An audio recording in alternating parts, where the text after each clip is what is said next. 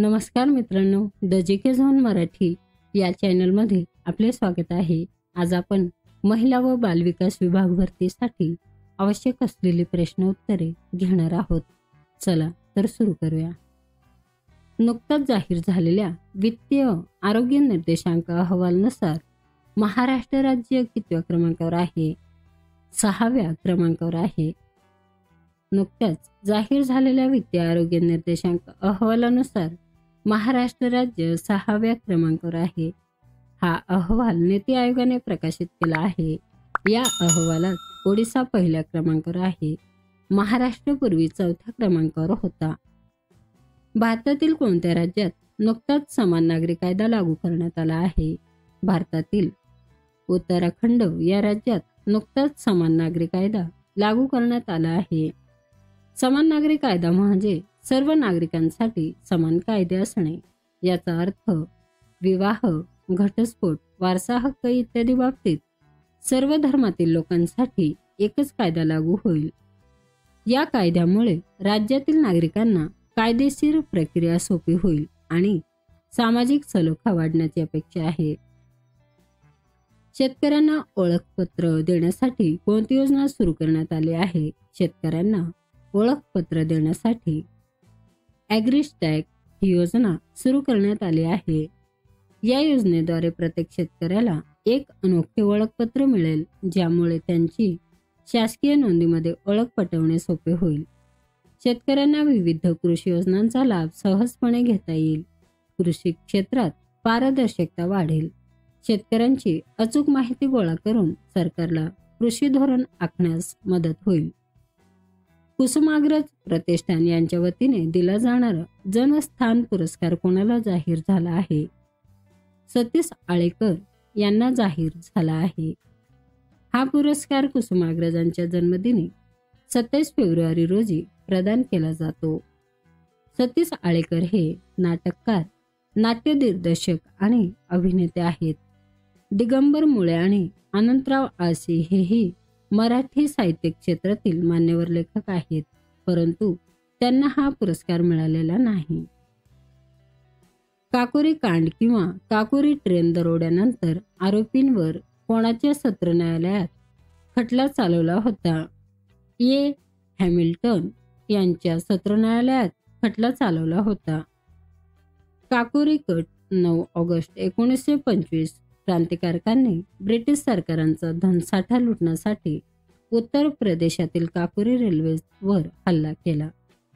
मुख्य आरोपी रामप्रसाद बिस्मिल, अशफाक उल्ला खान, राजेंद्र लाहिरी, रोशन सिंह आदी इत्यादी या सर्व क्रांतिकारकांवर खटला 1 मे 1926 रोजी न्यायमूर्ती ए. हॅमिल्टन विशेष सत्र न्यायालयात सुरू झाला होता.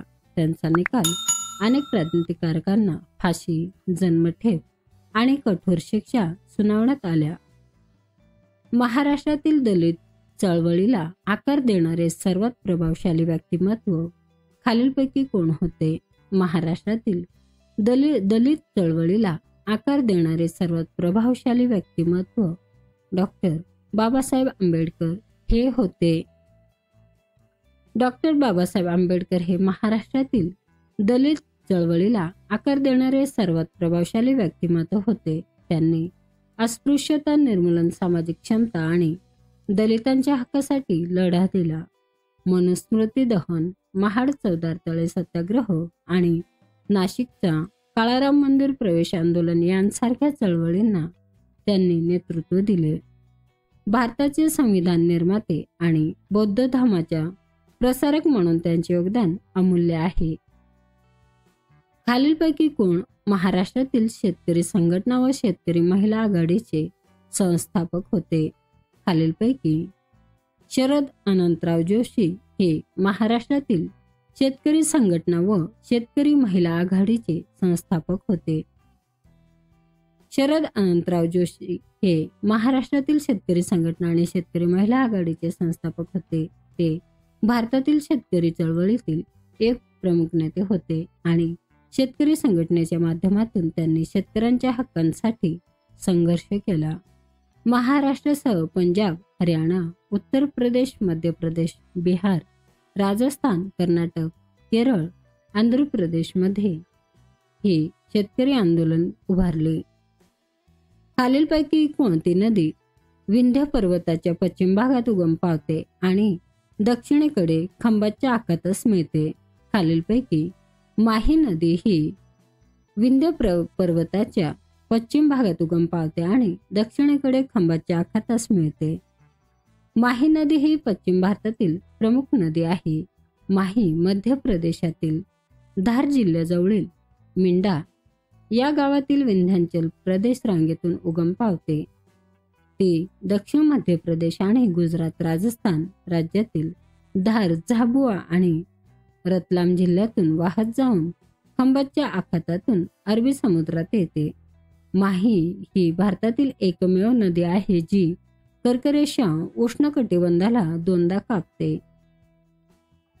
पहिल्या आशियाई रिले चॅम्पियनशिप मे 2024 मध्ये कोणत्या ठिकाणी पार पडली? बँकॉक या ठिकाणी पार पडली. मे 2024 मध्ये झालेली पहिली आशियाई रिले चॅम्पियनशिप बँकॉक, थायलंड येथे आयोजित करण्यात आली होती. भारतीय ॲथलेटिक दलाने 3 पदके जिंकली. भारतीय संघाने 1600 मीटर मिश्र रिलेमध्ये 3 मिनिटे 14.1 सेकंदाच्या राष्ट्रीय विक्रमासह एक सुवर्ण पदक मिळवले. त्यामध्ये मोहम्मद अजमल, ज्योतिका श्रीदांडी, अमोल जेकब आणि शुभा व्यंकटेश यांचा समावेश होता. सह्याद्री पर्वतरांगा म्हणून ओळखल्या जाणाऱ्या महाराष्ट्राच्या पश्चिम घाटातील सरासरी उंची टिंबटिंब आहे. सह्याद्री पर्वतरांगा म्हणून ओळखल्या जाणाऱ्या महाराष्ट्राच्या पश्चिम घाटाची सरासरी उंची 1000 ते 1200 मीटर आहे. सह्याद्रीची सरासरी उंची 1000 ते 1200 मीटर असली तरी या पर्वतरांगेत अनेक उंच शिखरे आहेत. उदाहरणार्थ कळसुबाई शिखर हे महाराष्ट्रातील सर्वात उंच शिखर आहेत. सह्याद्री पर्वतरांग ही भारताच्या पश्चिम किनारपट्टीला समांतर असलेली एक प्रमुख पर्वतरांग आहे. ही अंदाजे 1700 किलोमीटर लांबीच्या डोंगर रांग तापी नदीच्या दक्षिणेकडून व महाराष्ट्र गुजरातच्या सीमेशेजारून चालू होते आणि केरळ या राज्यातून भारताच्या दक्षिण टोकाजवळ पोहोचते. त्सुनामी वेळी 2004 मध्ये समुद्राच्या पाण्याखाली बुडालेल्या भारताच्या दक्षिणेकडील भागाचे नाव काय आहे? त्सुनामीच्या वेळी 2004 मध्ये समुद्राच्या पाण्याखाली बुडालेल्या भारताच्या दक्षिणेकडील भागाचे नाव इंदिरा पॉइंट असे आहे. इंदिरा पॉइंट विषयी माहिती. भारताच्या दक्षिणेकडील टोकाला असलेले क्षेत्र अंदमान आणि निकोबार बेटे 26 डिसेंबर 2004च्या त्सुनामीमुळे पाण्याखाली गेले. याचा मोठा भाग 4.25 मीटरने सुमारे 10 ते 15 फूट खाली गेला. पूर्वी याला पिगमॅलियन पॉइंट असे म्हणत, पण 1985 मध्ये याचे नाव इंदिरा गांधी यांच्या सन्मानार्थ इंदिरा पॉइंट ठेवले. हे भारताचे दक्षिण टोक मानले जाते. भारत सरकारचे सर्व कार्यकारी अधिकारी हे कोणाच्या नावावर आहेत? भारत सरकारचे सर्व कार्यकारी अधिकारी हे भारताचे राष्ट्रपती यांच्या नावावर आहे. भारतीय संविधानाच्या अनुच्छेद 53 नुसार भारताचे सर्व कार्यकारी अधिकार हे राष्ट्रपतीच्या नावावर असतात. राष्ट्रपती हे भारतीय राज्यघटनेनुसार देशाचे घटनात्मक प्रमुख असतात. मात्र प्रत्यक्ष कार्यकारी सत्ता पंतप्रधान आणि मंत्रिमंडळाकडे असते, कारण राष्ट्रपती त्यांच्या सल्ल्यानुसारच निर्णय घेतात. अनुच्छेद 74 नुसार खालीलपैकी कोणत्या कायद्यानुसार प्रांतीय स्तरावरील द्वंद्ववाद रद्द करण्यात आला? खालीलपैकी 1935 चा भारत सरकार कायदा. हा कायद्यानुसार प्रांतीय स्तरावरील द्वंद्ववाद रद्द करण्यात आला.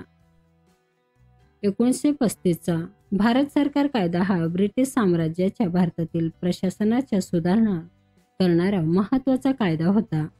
द्वंद्ववादाच्या अंतर्गत केंद्र आणि राज्य यांच्यात प्रशासकीय अधिकारांमध्ये विभाजन होते, परंतु 1935च्या कायद्यानुसार प्रांतीय सरकारांना अधिक स्वायत्तता दिली आणि द्वंद्ववाद रद्द करण्यात आला.